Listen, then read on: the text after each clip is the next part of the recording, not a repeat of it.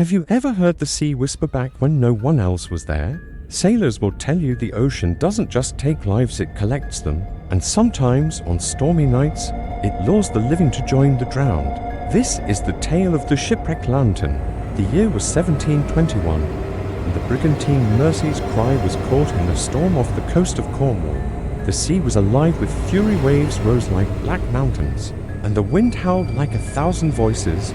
The crew clung to ropes and railings, fighting to keep the ship from splintering apart. Through the madness of rain and lightning, one of the younger deckhands, Thomas, shouted, pointing into the distance, "There, a light, a lantern." Sure enough, far ahead, swaying steady through the chaos, was a glowing yellow light.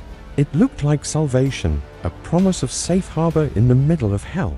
Captain Aldous narrowed his eyes. He had been at sea for 30 years, and he knew no sane man would carry a lantern in a storm like this, not on the open waters. "Hold fast," he barked. "That light's no savior, but desperation does strange things to men." One by one, the crew muttered about safety, about shelter, about not wanting to die in the Black Sea against the captain's orders. They steered toward the light. The closer they came, the stranger it grew. The lantern swung with a rhythm too precise for the storm, as if it wasn't fighting the wind at all. The waves surged higher, pushing the Mercy's cry toward a jagged line of rocks half hidden beneath the water. Too late, Captain Aldous realized. "Hard to port, it's a trap," he roared, but the hull scraped against the rocks with a shriek, tearing open like flesh under a blade. Water flooded the decks. The ship groaned, tilted, and in minutes the sea swallowed her whole. Thomas came to on a shore of black stone.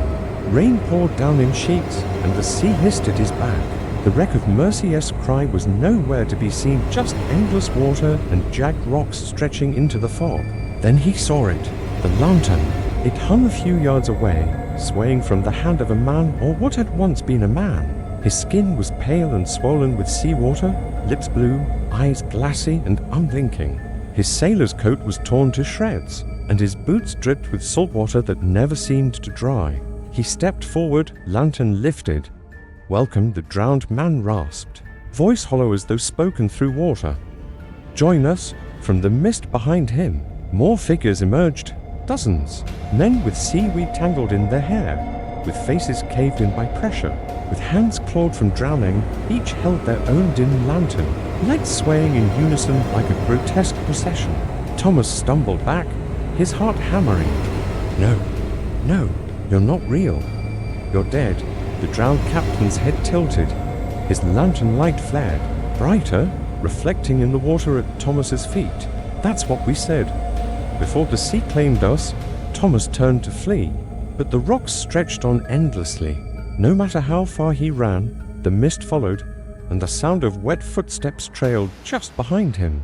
The drowned sailors didn't rush. They didn't need to. The sea was theirs, and he was already caught in it. He tripped, falling to his knees on the wet stone. The lantern light burned in the corner of his vision, growing closer. Desperate, he snatched up a rock and hurled it at the glowing lantern. It shattered in an instant, glass and flames scattering across the stone.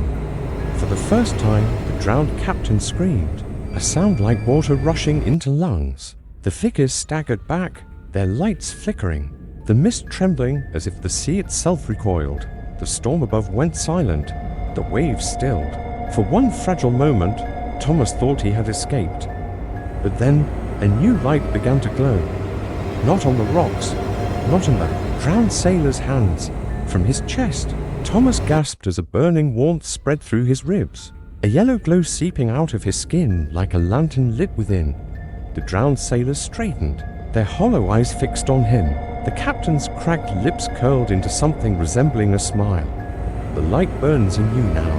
You are ours," Thomas screamed, clawing at his chest, trying to rip the glow out, but it only grew brighter, searing through his skin. The drowned men lifted their lanterns high and in unison stepped closer.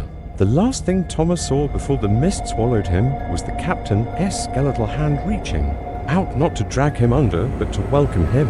And when the storm rose again that night, sailors miles away swore they saw a new lantern among the rocks, a fresh light, swaying with the others. The drowned have many ways of collecting their crew, and once the lantern burns inside you, it never goes out.